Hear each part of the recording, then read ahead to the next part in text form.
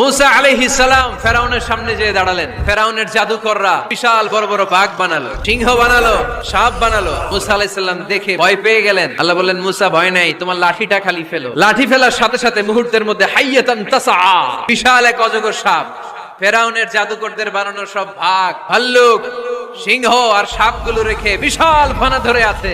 আর সাপ বলতে শুরু করেছে, আর কি আছে নিয়ে আয়। সুবহানাল্লাহ কইতে পারলেন না?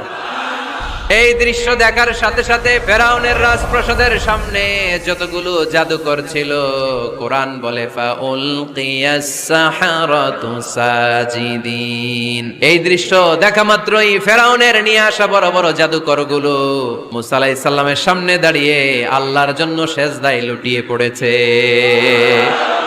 ফাউলকিয়াস সাহারাতু সাজিদিন, সেজদায় লুটিয়ে পড়ে ঘোষণা দিল, আমি ফেরাউনরে মানি না, আমি কোন নাস্তিককে মানি না, আমি মুসার রব, হারুনের রব, বনি ইসরাইলের রব, আল্লাহর জন্য সেজদায় লুটিয়ে পড়লাম। চিল্লায় পড়েন আল্লাহু আকবার।